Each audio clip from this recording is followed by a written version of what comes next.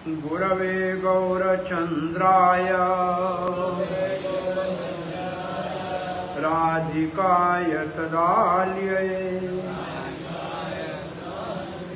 कृष्णाय कृष्णभक्ताय तद्भक्ताय नमो नमः। ओम नमो भगवते वासुदेवाय। ओम नमो भगवते वासुदेवाय। ओम नमो भगवते वासुदेवाय।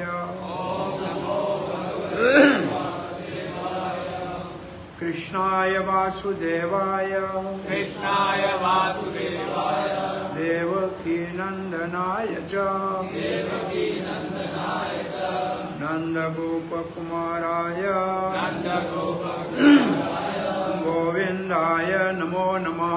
गोविंदाय नमो नमः। नमो महावदन्याय नमो महावदन्याय कृष्ण प्रेम प्रदायते कृष्ण प्रेम प्रदायते कृष्णाय कृष्ण चैतन्य कृष्णाय कृष्ण चैतन्य नामनि गौरात्वेषे नमः। जय श्री कृष्ण चैतन्य जय श्री कृष्ण चैतन्य प्रभो नित्यानंद श्री अद्वैत गदाधर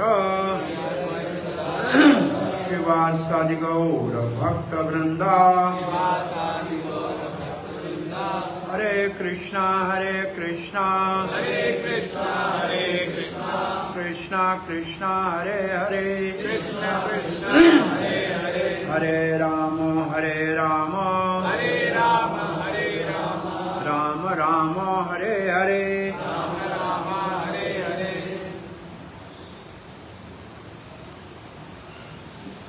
जयो जयो श्री चैतन्य जयो नित्यानंद जय द्वैत चंद्र जय गौर भक्त वृंदा। जयो जयो श्री चैतन्य जयो नित्यानंद जय द्वैत चंद्र जय गौर भक्त वृंदा। जयो जयो श्री चैतन्य जयो नित्यानंद जय द्वैत चंद्र जय गौर भक्त वृंदा। जयो जयो श्री चैतन्य जयो नित्यानंद जय द्वैत चंद्र जय गौर भक्त वृंदा। जय गौर प्रेमानंदे। श्री राधा राधिका रमन श्री श्री कृष्ण बलराम जगन्नाथ बलदेव सुभद्रा महारानी सुदर्शन चक्र श्री गौर निताय और श्री प्रभुपाद के आश्रम में बैठ के पंजाबी बाग में भागवत भक्तों का संगम श्री चैतन्य चरितमृत के श्रवण के लिए आज सोमवार को उपस्थित है। उन सबका हार्दिक स्वागत करते हैं। श्री चैतन्य चरितमृत श्री कविराज गोस्वामी का ये अनुपम उपहार है। भगवान श्री चैतन्य महाप्रभु के लीलाओं का अमृत है। इसकी मध्य लीला के 15वें अध्याय का आज शुभारंभ होगा। भगवान श्री चैतन्य महाप्रभु अध्याय का शीर्ष है सार्वभौम भट्टाचार्य के घर पे भिक्षा करने के लिए, इसका अर्थ भोजन करने के लिए पधारेंगे। श्री भक्ति विनोद ठाकुर ने लिखा है इस अध्याय का सार अपने अमृत प्रभाव भाष्य। और जब पूजन कर रहे थे तो चैतन्य महाप्रभु एक मंत्र पढ़ रहे थे। वो मंत्र आज हम पढ़ेंगे। यो असी सो असी नमो अस्तुते, यो असि सो असि, नमो अस्तुते। अब जो भी हैं आप वही हैं और मैं आपको नमस्कार करता हूं। और फिर अद्वैत प्रभु ने श्री चैतन्य महाप्रभु को अपने घर में प्रसाद के लिए निमंत्रण दिया और भगवान श्री चैतन्य महाप्रभु अपने भक्तों के संग, जैसे नंद उत्सव का कार्य होता है, ऐसे एक उत्सव में अपने भक्तों के संग गोप वेश धारण किया। उसमें कौन नंद बाबा बना था, कौन यशोदा बनी थी, वो भी वर्णन आगे शास्त्र में है। और भगवान श्री चैतन्य महाप्रभु फिर विजयदशमी, इसका मतलब दशहरा, उस उत्सव में भगवान श्री रामचंद्र ने जब लंका के ऊपर विजय प्राप्त की थी, वो उत्सव जब आया तो सारे भक्त रामचंद्र के सैनिक बन गए और भगवान श्री चैतन्य महाप्रभु हनुमान के भाव में आवेश में आ गए, आनंद का अनुभव किया। श्री चैतन्य महाप्रभु तो साक्षात रामचंद्र है, फिर भी हनुमान के भाव में क्यों आ गए? क्योंकि भक्त का अवतार है तो भक्त की ही लीला करनी है, भक्ति ही सिखानी है। तो हनुमान के जो है आनंद का अनुभव किया और दिव्य उन्होंने अपनी लीलाओं का जो है भक्तों को आनंद दिया। उसके उपरांत और भी अनेक उत्सव हुए। श्री चैतन्य महाप्रभु ने भक्तों से अब प्रेम से कहा कि अब तो आप वापस बंगाल लौट जाओ, क्योंकि 4 महीने पूरे चतुर्मास का वो जगन्नाथपुरी में चैतन्य महाप्रभु के संग में रहे थे। ये प्रसंग जब भी हम पढ़ते हैं तो कहते थे उस जमाने में लोगों को 4 महीने साल में छुट्टी होती थी और वो किसी तीर्थ धाम में रह सकते थे और भक्तों का संग करके और जीवन को चौथाई हिस्सा, 1/3 हिस्सा साल का भक्ति तो निश्चित पूर्ण रूप से करते थे, तो 2/3 हिस्सा तो ऐसे ही को उसकी कृपा से सेवा चल जाती थी। इतना समय निकालना ये बहुत बड़ी बात है और वो भक्त सब निकाल के आते थे। और फिर लिखा है तो क्यों जाओ बंगाल में, प्रचार करने के लिए जाओ। और रामदास और गदाधर को और कुछ अन्य भक्तों को अपने साथ लिया और चैतन्य महाप्रभु बड़ी निम्रता के साथ जगन्नाथ प्रसाद और जगन्नाथ के वस्त्र अपनी माता सची के लिए और श्रीनिवास ठाकुर आदि को प्रसाद में दिया। इसका दूसरा ये शिक्षा मिलती है कि जब भक्तों को विदा करें तो भगवान का कुछ प्रसाद उनको देना चाहिए। जिस भी मंदिर में है, जगन्नाथ में है तो जगन्नाथ का प्रसाद उसका कुछ, उससे 2 बातें हैं, प्रसाद तो पाएगा लेकिन जो वस्त्र आभूषण या जो भगवान का उपहार है वो उसका आजीवन उस तीर्थ की यादगिरी दिलाता रहेगा। तो इसका मतलब वो उस तीर्थ से और उस भगवान के दिव्य मंदिर से सदा जुड़ा रहेगा। तो कोई छोटा सा उपहार देना चाहिए, ये चैतन्य महाप्रभु से शिक्षा मिल रही है।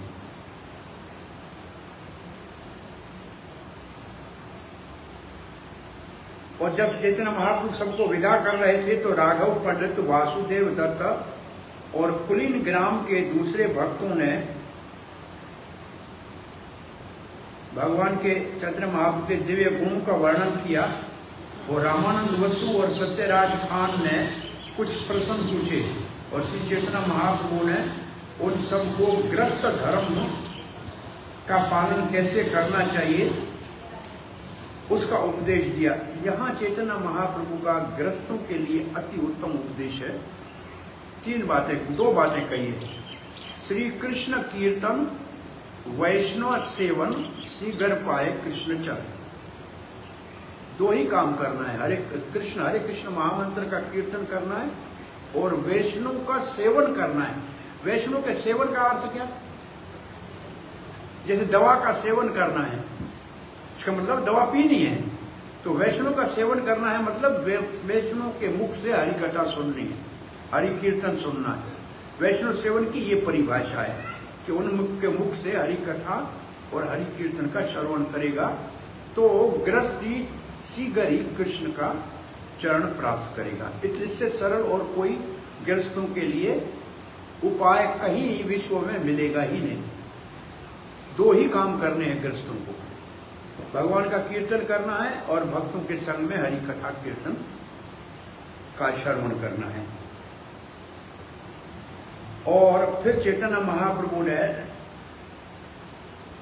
को जो अन्य स्थानों से वैष्णव और उन सबको उपदेश दिया, और सार्वभौम भट्टाचार्य और विद्या वचस्पति इन सब का उनको उपदेश दिया। और मुरारी गुप्ता जिनका चैतन्य महाप्रभु के चरणों में बहुत अनुराग था, वो वास्तव में श्री रामचंद्र के अनन्य भक्त थे। उन्होंने प्रार्थनाएं की और फिर वासुदेव ने कहा था कृष्ण असमर्थ नहीं, वो तो भक्तों की इच्छा पूरी करता है और कोई कृष्ण को काम नहीं है। अब वैष्णव है, इच्छा करो ये भक्त बन जाए तो पूरा ब्रह्मांड ही तर जाएगा, और एक ब्रह्मांड तार दे तो चैतन्य तो भगवान श्री कृष्ण को कौन सा घाटा पड़ेगा। एक राई का दाना बोरी से गिर जाए तो कौन ढूंढता है उसको। तो अखंड अनंत कोटि ब्रह्मांडों में एक ब्रह्मांड भी तर जाए तो कोई बड़ी बात नहीं है। तो ये वासुदेव दत्ता का चर्चा है। और फिर चैतन्य महाप्रभु ने सार्वभौमा के घर में प्रसाद ग्रहण करना स्वीकार किया, और तब सार्वभौमा का जमाई, उनकी बेटी का पति, जिसका नाम था अमोघ, उन्होंने अपने परिवार के अंदर कलह उत्पन्न किया चैतन्य महाप्रभु की निंदा करके। क्या निंदा करेगा चैतन्य महाप्रभु?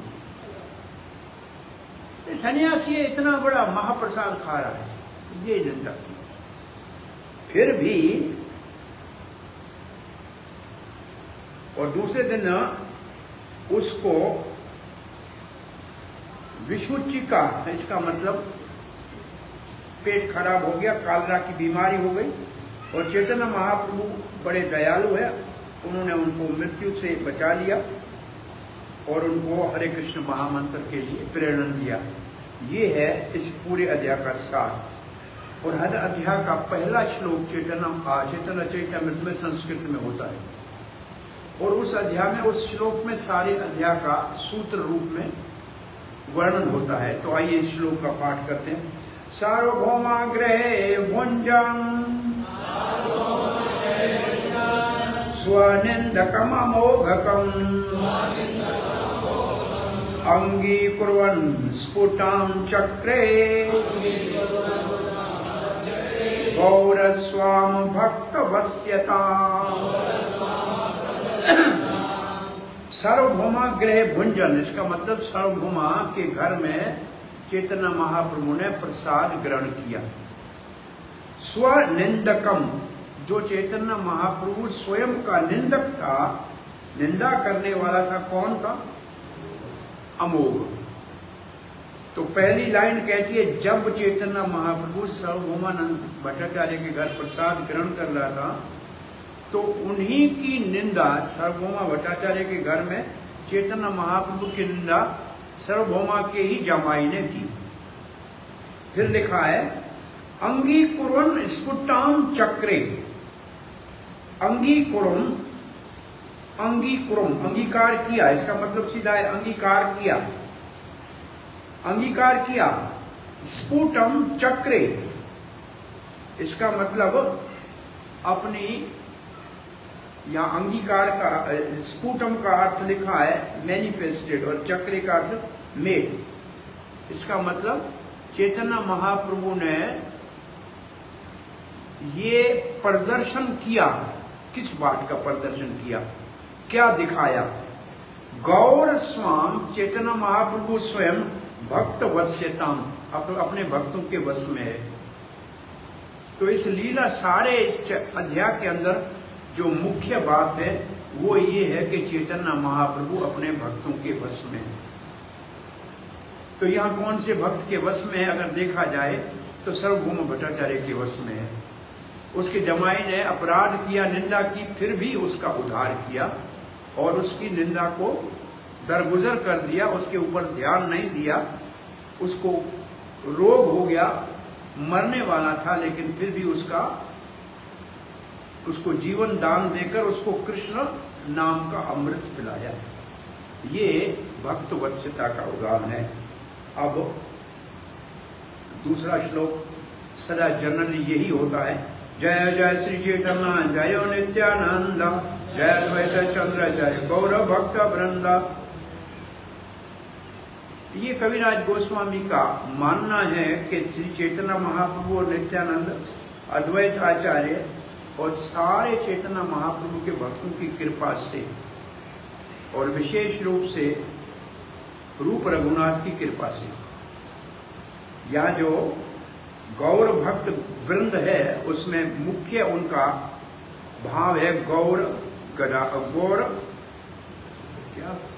रूप रघुनाथ, क्योंकि हर अध्याय के पूर्णावती में रूप रघुनाथ की चरणों का शरण लेते हैं और भगवान मदन मोहन ने प्रेरणा दी।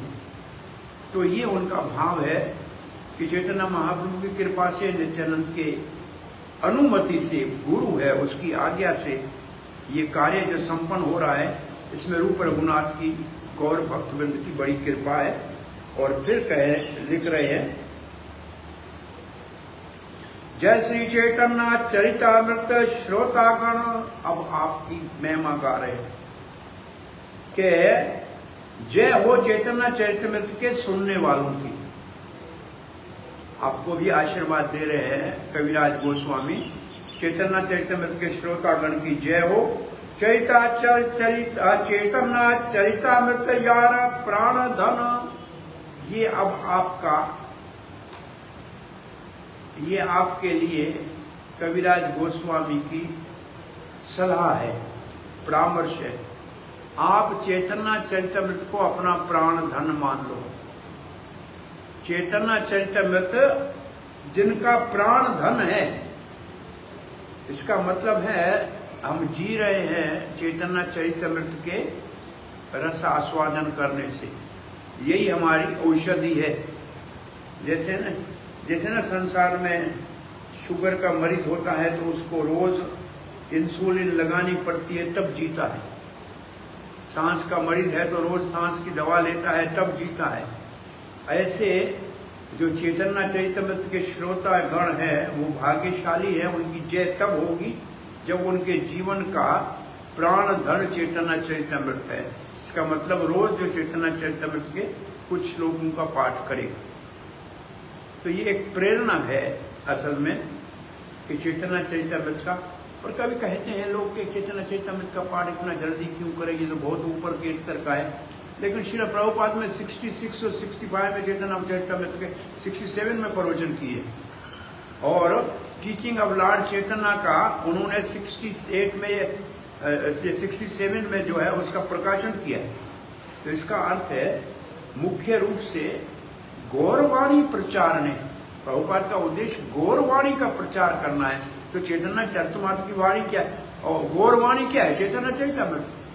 तो ये बहुत महत्वपूर्ण है कि आपको हर प्रवचन में, चाहे गीता का हो, चाहे भागवत का हो, चाहे कोई भी शास्त्र का हो, उसमें श्री चैतन्य महाप्रभु का उल्लेख करके और उसके माध्यम से भक्तों के हृदय में कृष्ण भक्ति भरने का प्रयास करेंगे तो तत्काल ये काम होगा, क्योंकि चैतन्य महाप्रभु ही कृष्ण प्रेम दे सकते हैं और कोई कृष्ण प्रेम नहीं दे सकता है। इसलिए चैतन्य चरितामृत जिसका प्राण धन है, इसका मतलब वो अपने प्रति प्रवचन में चैतन्य महाप्रभु की वाणी का और लीलाओं का सदा ही वर्णन करता है। वो जब बोलता है तो चैतन्य महाप्रभु के अतिरिक्त कोई उसका प्राण है, उसी शक्ति से जो कुछ बोलता है। चैतन्य महाप्रभु की कृपा से ही सब कुछ संभव है। आगे लिखते हैं,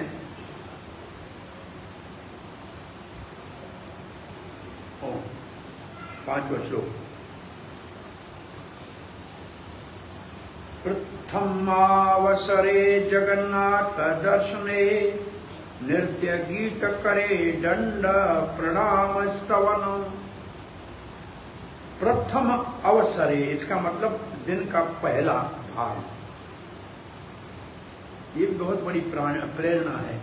अपना दिन कैसे शुरू करना चाहिए? चैतन्य महाप्रभु सिखा रहे, जगन्नाथ दर्शन, भगवान का दर्शन करना चाहिए। जैसे हमारे पास पहले उठ के मंगल आरती करनी है, ये इसका अर्थ है। प्रथम है जगन्नाथ, प्रथम अवसरे, पहला जो समय है जीवन का, उठने के बाद भगवान का दर्शन करना चाहिए। तो दर्शन करने में क्या करना है? ऐसे खड़ा होना चाहिए भाई? नहीं, नृत्य गीत करे, इसका मतलब कीर्तन करना चाहिए, नृत्य करना चाहिए। और उसके बाद क्या करना चाहिए? दंडवत प्रणाम करना चाहिए।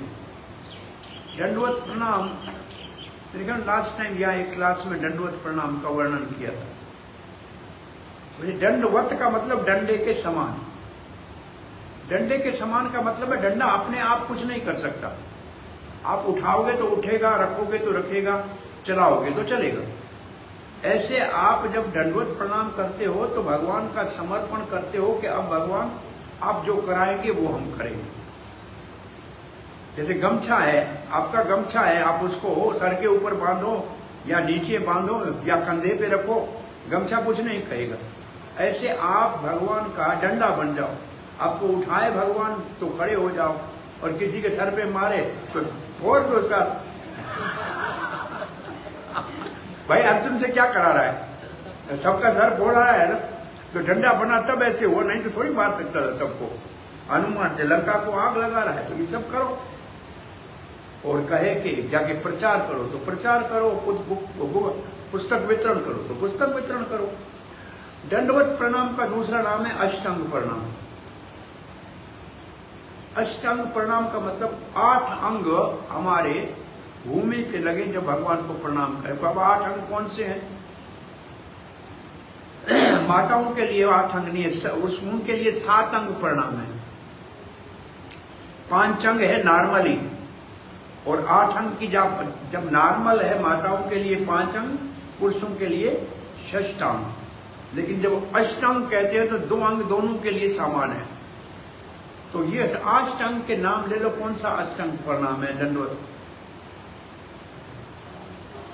2 पांव, 2 हाथ,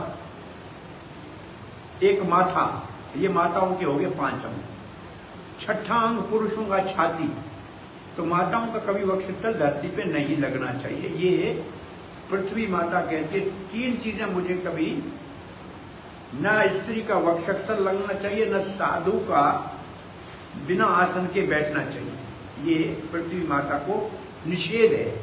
साधु बिना आसन नहीं बैठे। इसलिए आप साधु देखेंगे अपना आसन साथ लेके घूमते, जहां बैठना होगा अपना आसन रखेंगे, बिना आसन नहीं बैठेंगे। और तीसरा, भगवान के काम की चीज जैसे शंख है, मृदंग है, खरताल है, जप है, माला है, इसको कभी धरती पे नहीं रखना। जो भगवान की सेवा की सामग्री है उसको अनावृत धरती पे नहीं रखना।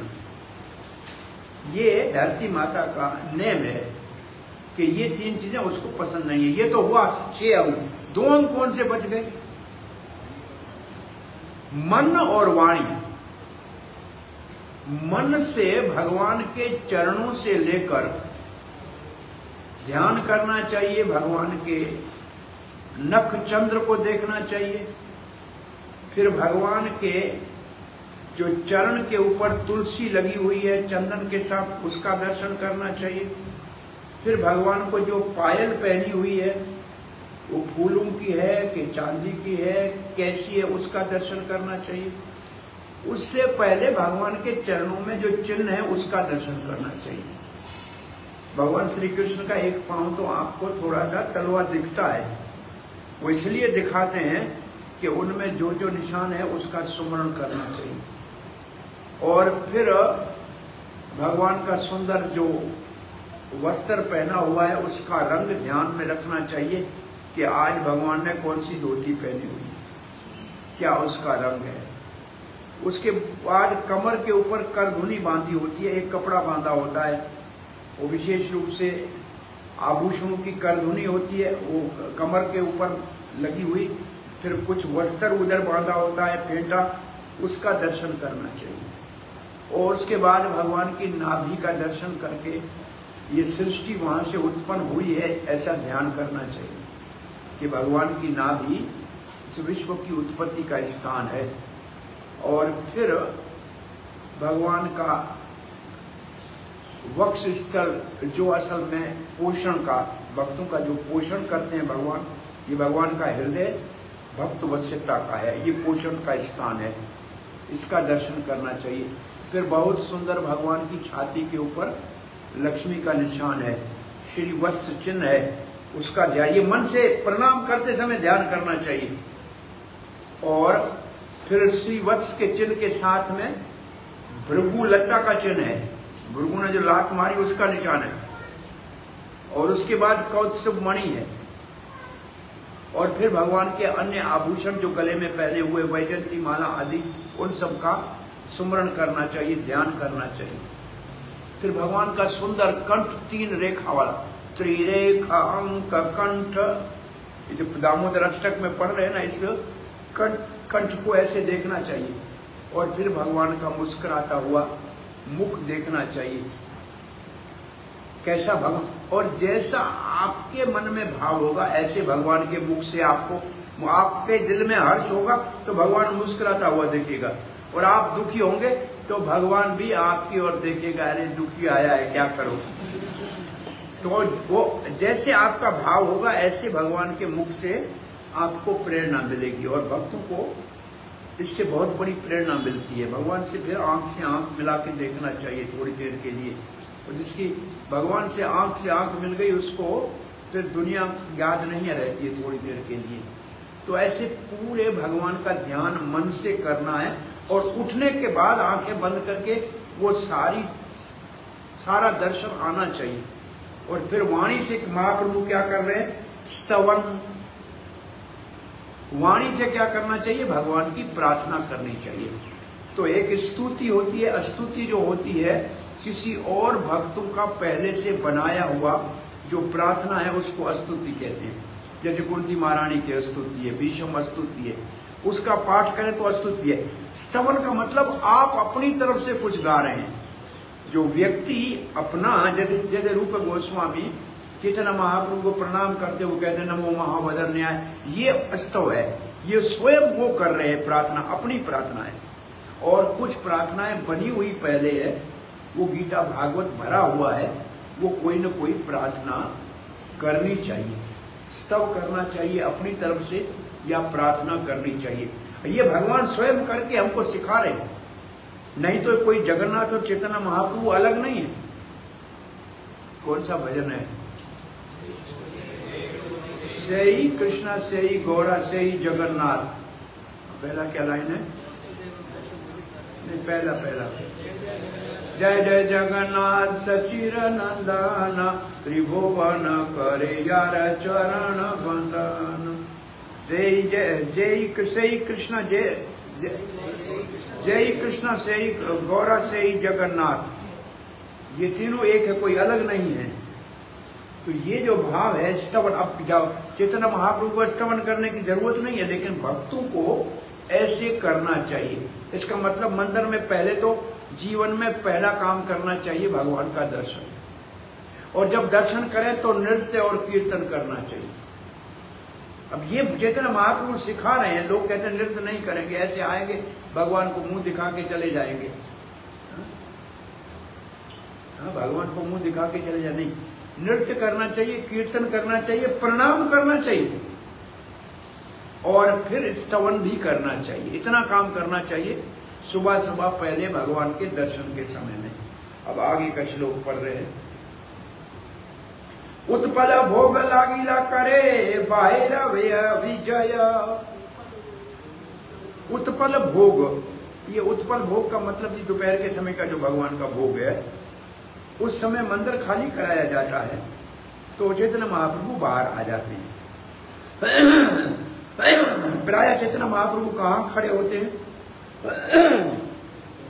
गरुड़ स्तंभ के पास, क्योंकि पहली बार जब जगन्नाथपुरी आए तो उनके मन में ये भाव था कि मैं जाके जगन्नाथ को आलिंगन करूंगा, क्योंकि जगन्नाथ कृष्ण का वो रूप है जो राधा के विरह में है, जिनकी आंखें खुली हुई है राधा का विरह देख के आंखें खुली की खुली रह गई।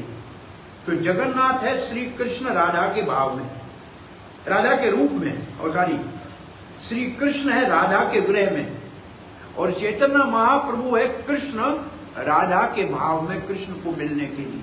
तो चैतन्य महाप्रभु का विचार था मैं जाके कृष्ण को आलिंगन करूंगा जगन्नाथ। और जब चैतन्य महाप्रभु को जगन्नाथ दिख रहे थे, ऐसे नहीं दिख रहे थे जैसे हमको दिख रहे, उनको दिख रहे थे त्रिभंग ललित कृष्ण बांसुरी बजा रहे, लेकिन वहां पहुंच नहीं पाए, उससे पहले मूर्छित हो गए। फिर सार्वभौमा अपने घर ले गया, ये कथा अपनी अलग आती है। उस दिन के बाद सर कभी भी चैतन्य महाप्रभु गरुड़ स्तंभ से आगे नहीं गए। तो गरुड़ स्तंभ के पास क्यों खड़े होते थे?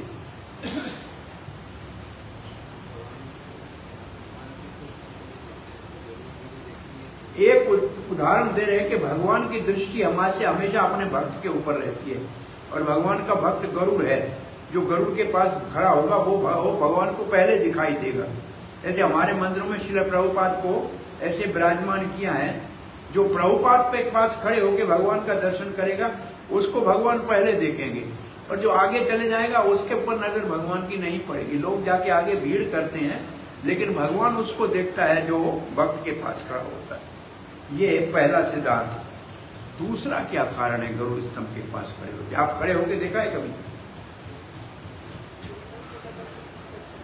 वहां सिर्फ जगन्नाथ का दर्शन होता है, न बलदेव का दर्शन होता है न ही सुभद्रा का, क्योंकि राधा के भाव में संकोच होता है कृष्ण के साथ बलदेव का दर्शन करने में। भाई बलदेव तो रसाभास हो जाएगा ना, भाई बलदेव के सामने राधा रानी कृष्ण से नहीं मिल सकती, देख भी नहीं सकती कृष्ण को। तो चैतन्य महाप्रभु राधा के भाव में है, वो केवल जगन्नाथ को वहां से सिर्फ आपको जगन्नाथ दिखेगा और कोई नहीं दिखेगा, न बलदेव दिखेगा न सुभद्रा दिखेगा। और हमने आपको एक प्रश्न कभी पहले कब पूछा है कि नहीं पूछे, कितने अल्टर के ऊपर जगन्नाथ के कितने विग्रह हैं?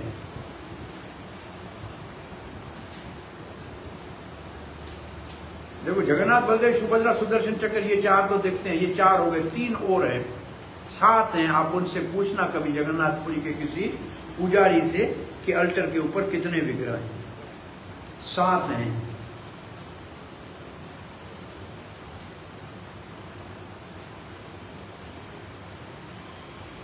आप इसका खोज करना, 7 विग्रह हैं, 4 नहीं है, और उन 2 का हम कभी ध्यान भी नहीं करते हैं, 3 और है। और वैसे भी जगन्नाथ के दर्शन करने के नेम ये है कि बलराम जी का दर्शन पहले करना चाहिए, गुरु की कृपा से ही सब कुछ मिलता है। बलराम जी का दर्शन पहले करना चाहिए, और बलराम जी का दर्शन करके, वो योग माया का दर्शन करके, फिर श्रील प्रभुपाद जगन्नाथ रथ यात्रा में सुभद्रा के ही रथ के ऊपर बैठते थे। प्रभुपाद सुभद्रा के रथ के ऊपर बैठते थे। इसका मतलब भगवान की जो अंतरंग शक्तियां हैं वही हमारे को भगवान की सेवा में लगा सकती हैं। प्रभुपाद का बैठना हमेशा रथ यात्रा में सुभद्रा के काट पे बैठते हैं। आप पढ़ेंगे तो जीवन में ऐसे मिलेगा आपको। तो दर्शन होकर फिर सुदर्शन चक्र का दर्शन करना चाहिए। तो कहीं जाता हूं देखता हूं सुदर्शन चक्र है कि नहीं है, कुछ घरों में होता ही नहीं। आज पता नहीं क्या कारण है, कोई जगह नहीं होती है, रखा नहीं होता है। और उसके बाद भूदेवी है, श्री देवी है, और एक और उत्सव मूर्ति जो जगन्नाथ की है, मदन मोहन, वो वहां विराजमान होती है, जिसको बाहर लाते हैं। ये 7 हो गए ना, अब 7 हो गए ना सारे, भूदेवी, श्रीदेवी और मदन मोहन। तो ये तो अल्टर के ऊपर इतने होते हैं। कितनी बार जगन्नाथपुरी गए हैं, कभी इस विचार से उसको देखा नहीं है कि वहां क्या विराजमान है और चैतन्य महाप्रभु क्यों खड़े होते थे। अब हम जाके खड़े होते हैं, हम कोई उस भाव में नहीं है कि वही खड़े होंगे, तो वो भाव नहीं है। हम तो वो ठीक है, चैतन्य महाप्रभु के अनुयायी हैं तो वहां खड़े होते हैं। इससे हमारे को ये सीखना चाहिए कि अंदर जाने की जरूरत नहीं है, बाहर से ही भगवान का दर्शन करना चाहिए। बाहर से भगवान का जो दर्शन होता है उसमें भगवान की प्रसन्नता है, अंदर उनको जाने का अधिकार है। असल में सभी लोग जाके आलिंगन, अभी तो आजकल मेरे ख्याल में सरकार ने ही बंद कर दिया, जो अंदर जाने वाला दर्शन अब बंद है, प्रायः बंद है, बंद कर दिया है अब। अच्छा ही किया है। असल में लोग पेट में जैसे आए ऐसे जाके भगवान को स्पर्श करते थे। अब ठीक है, पंडित जी तो कुछ मिल जाता था इसलिए आंखें बंद कर देते थे, लेकिन ऐसा ठीक नहीं है। अब ऐसे अल्टर के अंदर वही जा सकता है जो अधिकारी है। सबको जाने का अधिकार उचित नहीं है।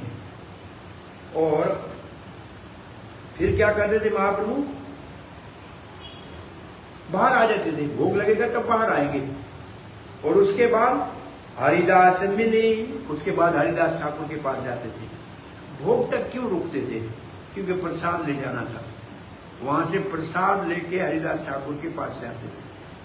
अब हरिदास की महिमा कितनी महान है बताओ।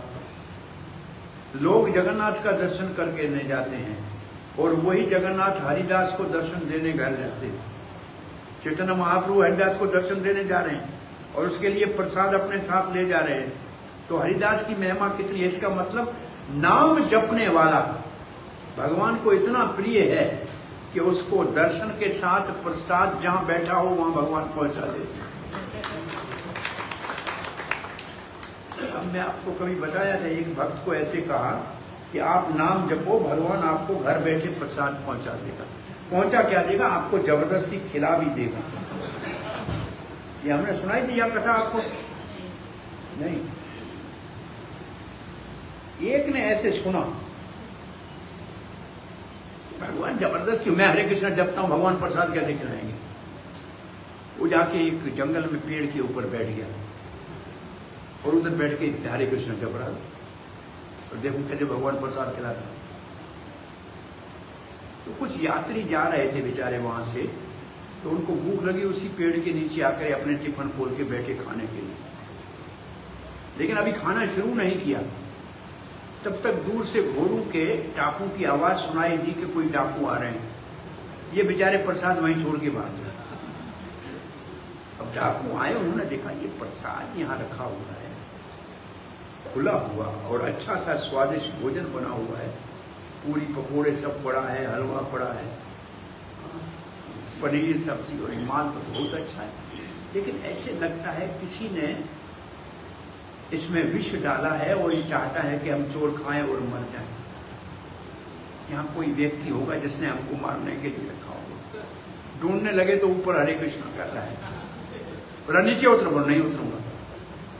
दो ऊपर चढ़े, उसको जबरदस्ती नीचे लाए, बोला खाओ, बोला नहीं खाऊंगा। नहीं खाओगे? पकड़ो इसके हाथ पांव। दो ने हाथ पकड़े, दो ने पांव पकड़े, एक ने मुंह खोला और दूसरे ने जबरदस्ती प्रसाद मुख में ठोसा। अरे बोला भगवान आप सच है, भक्तों को प्रसाद जबरदस्ती खिलाते हो, नहीं खाए तो भी खिला देते हो। सो हरिदास ठाकुर तो बैठ के सिर्फ नाम जपता था और भगवान साक्षात अपना प्रसाद ले जाकर उनको खिला देते। तो कितनी महिमा नाम जपने वाले की, आप समझ लो, नाम जपने वाले की कितनी महिमा है। तो नाम जपना क्यों छोड़ना चाहिए? जो भगवान को आकर्षण करता है नाम, वो क्यों छोड़ना चाहिए? वो अधिक से अधिक जपना चाहिए, उसको कभी नहीं छोड़ना चाहिए और अधिक से अधिक जपना चाहिए। और हरिदास को प्रसाद देकर, दर्शन देकर चैतन्य महाप्रभु वहां से अपने घर जाते थे। तो अपना घर कौन सा था? वो मिश्रा जी के घर में। किसमें? किसके घर में रुकते थे? यहां लिखा है,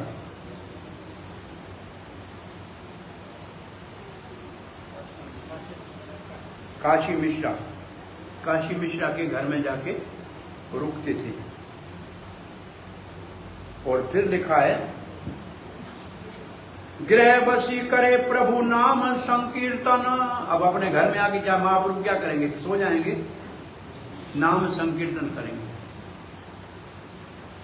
और उस वक्त जब नाम संकीर्तन कर रहे थे, अद्वैत आयशा करे प्रभु पूजन, तब अद्वैत आचार्य आए और महाप्रभु का पूजन करने लगे। कैसे महाप्रभु का पूजन करते हैं? अगला श्लोक लगते हैं, लिखा है, सुगंधी सलीले देन पाद्य आचमन। सुगंधी सलीले, सलीले का मतलब जल, सुगंधित मतलब जिसके अंदर गुलाब आदि का जल डाला हुआ है, सुगंधित जल। वो काय के लिए दिया? चरण धोने के लिए और मुख धोने के लिए। पाद्य का मतलब पांव धोना और आचमन का मतलब मुख धोना और हाथ धोना। जैसे हम आचमन करते हैं ना, देखा मुख में पानी डालते हैं ना, तो पानी सुगंधित दिया पांव और आचमन करने के लिए। फिर क्या है? सर्वांगे ले पाए प्रभु रस सुगंधी चंदन। इसका मतलब गर्मी के दिन है, क्योंकि रथ यात्रा हो चुकी है। ये जून जुलाई का महीना, जुलाई का महीना है, तो फिर बहुत सुगंधित चंदन, चंदन अपने आप सुगंधित होता है, उसमें और कुछ सुगंधी औषधियां डाली है कि सुगंधित सर्वांग लेपे प्रभु सुगंधी चंदन। इसका मतलब माथे के ऊपर, और फिर सर्वांग लिखा है। जैसे हम भगवान का पूरा चंदन का लेप करते हैं, ऐसे चंदन उनको लगा रहे हैं। और अद्वैत आचार्य ने ये कार्य किया। फिर किया, फिर चंदन लगा के फिर क्या किया? गले माला देना माथाए तुलसी मंजरी। गले में पुष्पों की माला पहनाई और सर के ऊपर तुलसी मंजरी रखी। ये भी किसी अतिथि का पूजन करना, वो सीखना चाहिए कि पहले चंदन लगाना है, फिर माला पहनानी है और उसका फिर तुलसी देना है उसको प्रसाद में। और फिर क्या करना चाहिए? जोड़ हाथे स्तुति करे पदे नमस्कार। फिर हाथ जोड़कर स्तुति करके चरणों में नमस्कार कर। अद्वैत आचार्य ने जब ये किया,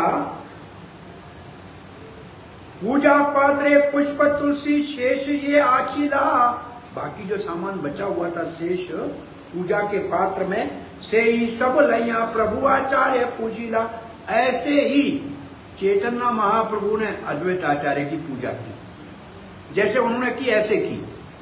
आपने देखा है कभी पंडित जी चंदन लगाने आता है कोई, तो उसको भी चंदन लगाने वाले को सामने लगाते हैं। ये पुरानी मर्यादा है, कोई आपको लगाने आया उसको आपको लगाना है। जैसे यहाँ सुबह चंदन लगाते हैं भगवान को, जो आपको लगाने आता है, तो वो जो लगाने वाला है उसको किसी को लगाना चाहिए वापस में। तो महाप्रभु ने जो आपकी पूजन किया, उसकी आपको पुनः पूजन करना चाहिए। जैसे आपको प्रणाम करेगा तो आपको उसको प्रणाम करना चाहिए। ये एक नेम है। आर्मी में तो ये है, सलूट करने वाले को वापस सलूट नहीं करेगा तो कोर्ट मार्शल होगा। ये आर्मी का नेम है। आपने सलूट किया वापस, चाहे बड़ा ऑफिसर हो, सलूट वापस नहीं किया तो कोर्ट मार्शल होगा। तो यहाँ प्रणाम करके उसको वापस प्रणाम नहीं किया तो कोर्ट मार्शल होगा। तो पूजन करने वाले का प्रति पूजन करना चाहिए, ये इसका भाव है। और फिर लिखा है,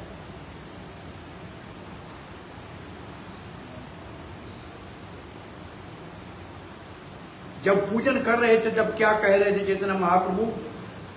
यो असी सो असी नमो अस्तुते, यही मंत्र पढ़े। और उस वक्त चैतन्य महाप्रभु ये मंत्र पढ़ रहे थे।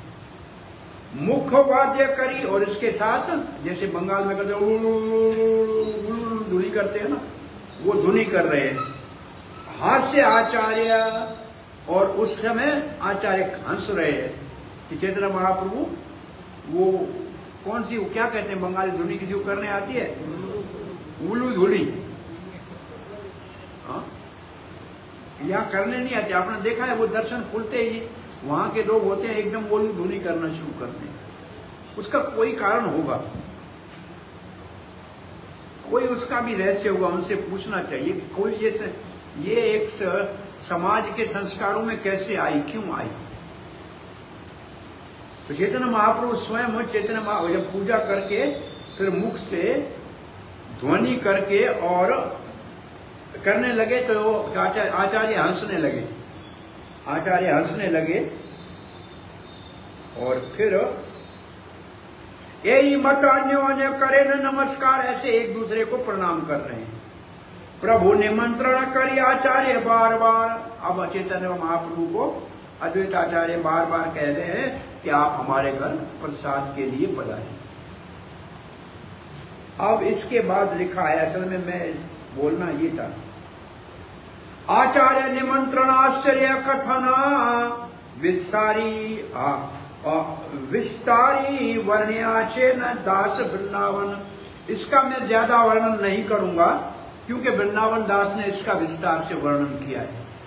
तो चैतन्य भागवत के अंत्य खंड में 9वां अध्याय अद्वैत आचार्य के निमंत्रण का, मैं रात पढ़ा था उसको पूरा, कि आज मध्य लीला में नहीं है, वहां अंत्य लीला में 9वां अध्याय में अद्वैत आचार्य ने महाप्रभु को अपने घर भोजन के लिए बुलाया। कहा तो आपके लिए सिर्फ भात थोड़ा पकाऊंगा और आप प्रसाद पा लेना। घर में गया तो लिखा है वहां, एक बात बड़ी लिखी है, वैष्णव की जितनी पत्नियां थी से सब वो सब लक्ष्मी का अंश है, और विशेष रूप से अद्वैत आचार्य की जो सीता वो तो लक्ष्मी का अंश है ही। उसको कहा कि प्रभु को निमंत्रण दिया है तो जो बंगाल से प्रभु की पसंद के साग आदि लाए हैं उन सब का व्यंजन तैयार करो। तो 10 प्रकार के साग, और पका कौन रहा है? अद्वैत आचार्य पका रहे हैं और सीता ठाकुरानी सामान सब दे रही है। और जब पका रहे हैं तो चैतन्य महाप्रभु का ध्यान कर रहे हैं। एक बात मन में आई कि चैतन्य महाप्रभु जिसके घर भोजन करने जाते हैं ना, सन्यासियों को साथ ले जाते हैं। ये 4-5 सन्यासी जो उधर रह रहे थे, परमानंदपुरी और रामानंद भारती और ये सब जो थे, ये साथ जाते थे। बोला अगर वो सन्यासी साथ आए तो सन्यास की मर्यादा में जो कुछ हम पका रहे हैं ये तो महाप्रभु सब नहीं खाएंगे। लिखा है कि संदेश पकाया, खीर पकाया, दूध पकाया, पूरे नाम लिखे हैं। अब चैतन्य महाप्रभु, मेरी इच्छा है कि आज चैतन्य महाप्रभु मेरे घर प्रसाद करने आए तो उनके साथ कोई ना हो, अकेला हो, और जो मैंने पकाया है सभी वो चखे। ये संकल्प कर रहे हैं मन में। और चैतन्य महाप्रभु यहाँ से अपन सन्यासियों के साथ प्रसाद लेने के लिए मध्याह्न का स्नान करने के लिए समुद्र तट पे गए। और उस वक्त इंद्र ने ऐसा आंधी तूफान आया कि वहां से घर आने का रास्ता सब भटक के, कोई सन्यासी कहां गया पता नहीं, और अकेले चैतन्य महाप्रभु अद्वैत आचार्य के घर पहुंचे। तो अद्वैत आचार्य बड़ा प्रसन्न हुआ, उनको सब व्यंजन परोसने लगा। महाप्रभु खाने के बाद हर एक में से थोड़ा रखने लगे। पूछा अद्वैत आचार्य तुम बताओ कि मैं ये खा के थोड़ा रख क्यों रहा है? आप भगवान हो, आपकी इच्छा हो। बोला मैं जानना चाहता हूं कि क्या क्या मैंने खाया है, जो बचा होगा पता लगेगा ना। ये सब पड़ा है, इसका मतलब ये खा लिया है, क्या रह गया? जब सब खा लिया तो अद्वैत आचार्य का, इंद्र तू सचपच वैष्णव है। इंद्र आज मुझे पता लगा तू वैष्णव है, क्योंकि मेरी इच्छा को पूरे करने के लिए सारे और सन्यासी को भटका दिया। तो चैतन्य महाप्रभु पूछते अरे आप इंद्र की आज स्तुति आचार्य क्यों कर रहे हैं? मुझे बताओ तो सही। बोले ये आपके बताने की बात नहीं। चैतन्य महाप्रभु कहते मैं जानता हूं आपने संकल्प किया कि कोई सन्यासी मेरे साथ नहीं आए, क्योंकि वो आएंगे तो मैं नहीं खाऊंगा, इसलिए इंद्र ने बरसात की। अरे इंद्र तुम्हारे कहने के ऊपर बरसात करे, ये कौन सी बड़ी बात है? अरे कृष्ण भी तेरा आज्ञा पालन करके धरती के ऊपर अवतार ले सकता है, तो इंद्र की क्या बड़ी बात है? ये कोई तुम्हारी महिमा नहीं, तुम्हारी महिमा इससे बहुत बड़ी है। ये चैतन्य महाप्रभु अद्वैत आचार्य का गुणगान बहुत अद्भुत है। पूरे कोई 70-75 श्लोक हैं।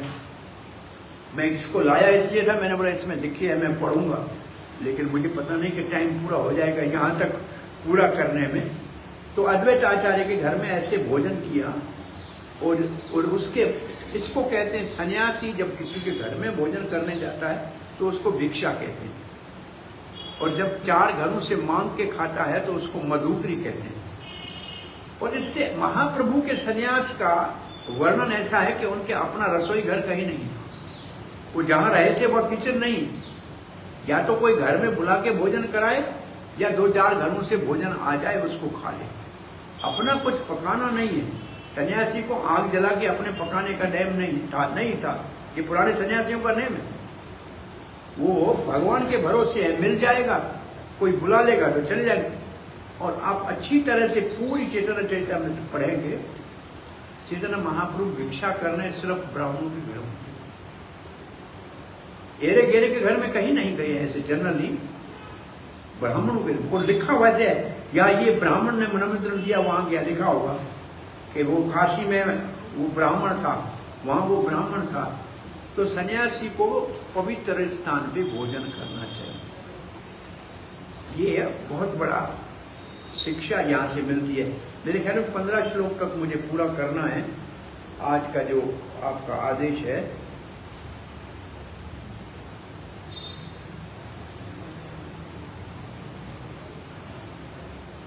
पुनरुक्ति है कहा ना करी लो वर्णन। ये दोबारा मैं अगर अद्वैत आचार्य के घर में निमंत्रण का वर्णन करूंगा तो ये पुनरुक्ति हो जाएगी। वृंदावन दास ने किया है इसलिए मैं नहीं करना हूं। आर भक्त गणे करे प्रभु रा निमंत्रण। अब मैं आगे बढ़ता हूं कि महाप्रभु का और भी भक्तों ने अपने घर में प्रसाद के लिए निमंत्रण दिया।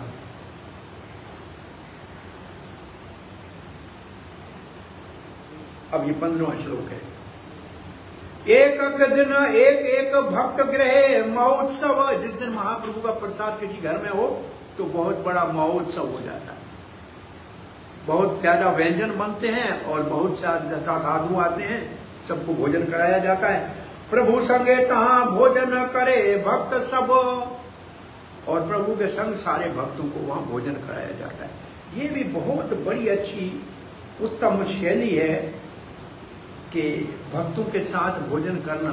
प्रभुपाद ने एक शब्द लिखा है कि जब सब मिलकर भोजन करते हैं तो सारी समस्याओं का समाधान हो जाता है। सारे जो एक दूसरे के बीच में डिफरेंसेस होते हैं वो रिकनसाइल हो जाते हैं। Prabhupada if we partake prasad together are the differences are reconcile. ये प्रभुपाद का सेम ये वाणी है और इसका बहुत बड़ा महत्व भी है। जो साथ खा नहीं सकते वो साथ रह नहीं सकते, वो साथ कोई कार्य कर नहीं सकते। जब सिकंदर भारत के ऊपर आक्रमण करने के लिए आया था तो उसने अपने गुप्तचरों को भेजा कि पौरस की सेना को देख के आओ। तो उन्होंने शाम के समय देखा कि 5-6 जगह अलग आग जल रही है। पूछा कि ये क्यों?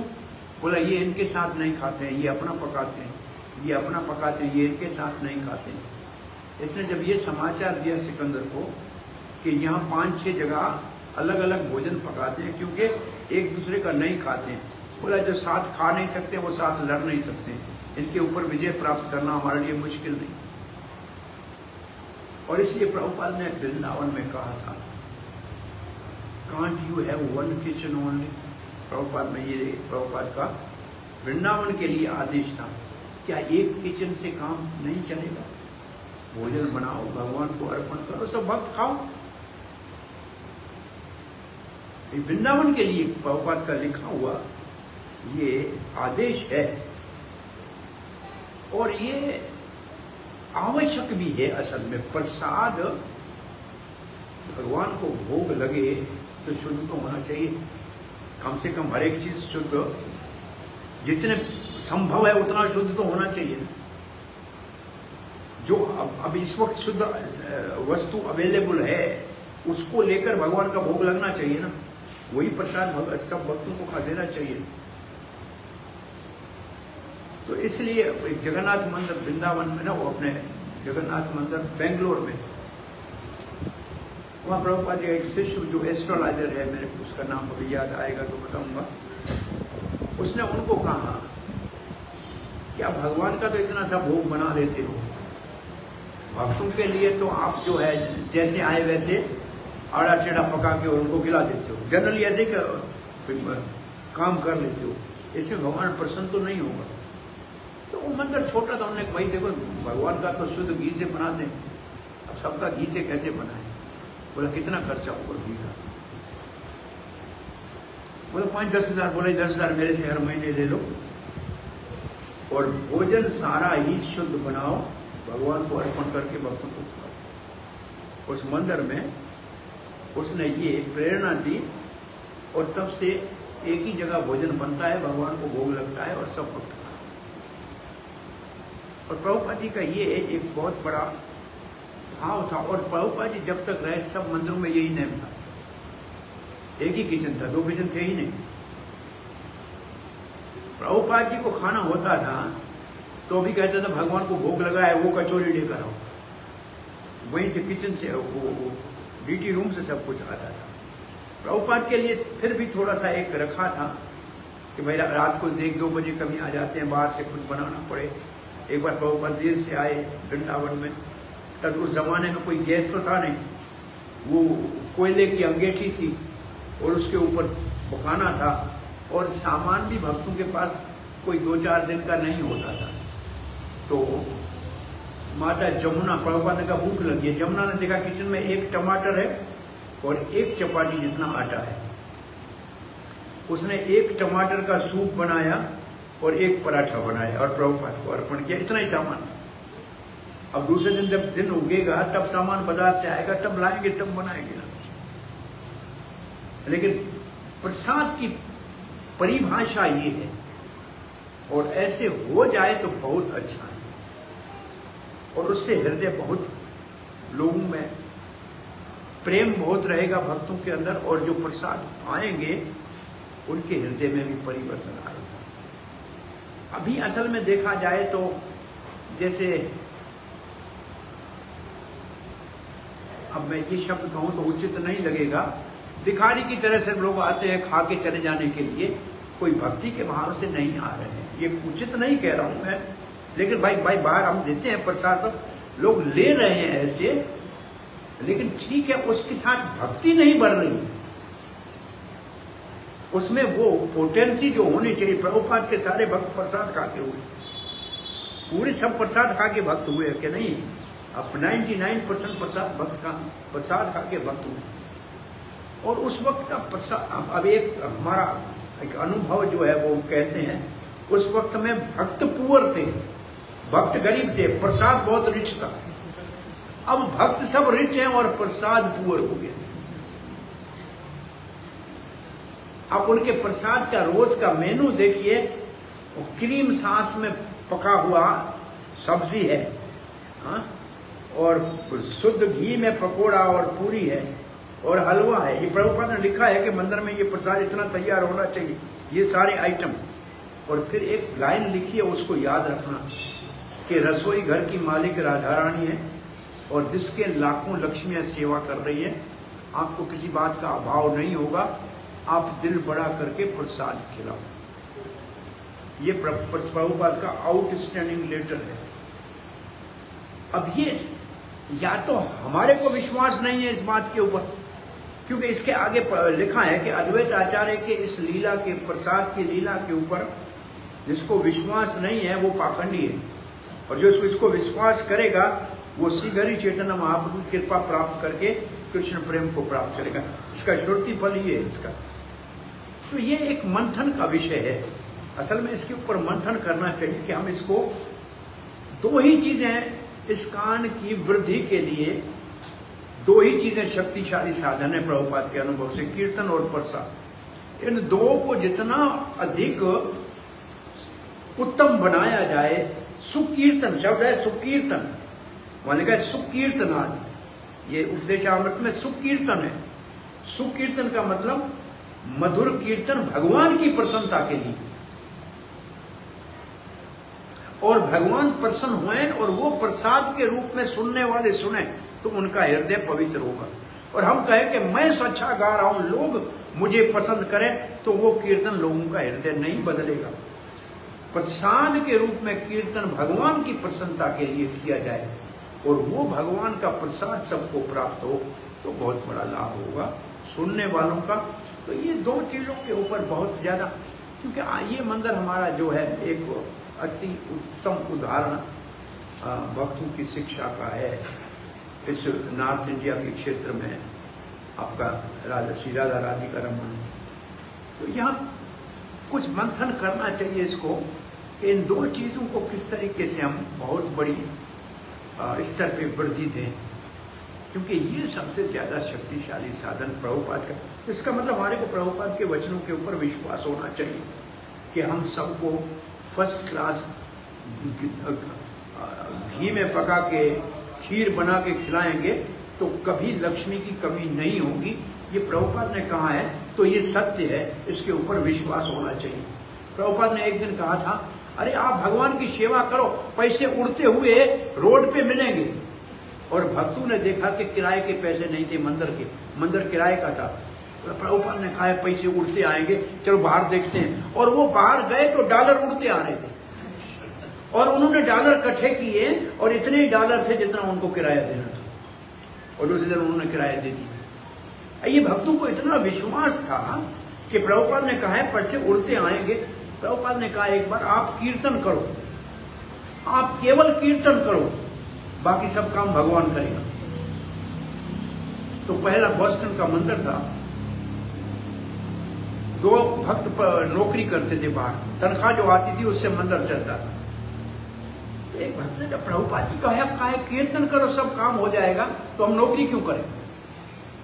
तो एक भक्त ने कहा चलो कीर्तन करने चलते। सब चले गए रोड पे ऊपर, वो बाजार में जाके कीर्तन किया। 5-6 भक्त थे, तो लोग इकट्ठे हो गए। तो वो शंख बजा के शंख को ऐसे उल्टा करके खड़ा किया, ऐसे पकड़ा। तो किसी लोग ने उसमें, किसी ने 4 आना, किसी ने 8 आना अमेरिकन डाला, तो उसने देखा कि $12 आ गए। तो एक दिन में $12 आ गए। एक दिन का हमारा तनख्वाह तो एक आदमी का $4-5 भी नहीं था उस जमाने में। उसने बोला प्रभुपाद ने सच कहा है, कीर्तन करो। और दूसरे दिन कीर्तन कर गए तो 12 का 25 हो गए। तीसरे दिन गए 50 हो गए। बोला नौकरी छोड़, कोई नौकरी करने की जरूरत नहीं है, आप कीर्तन करो, भगवान ने कहा है सब कुछ हो जाएगा तो हो जाएगा। और ये उनका अपना अनुभव है जीवन का।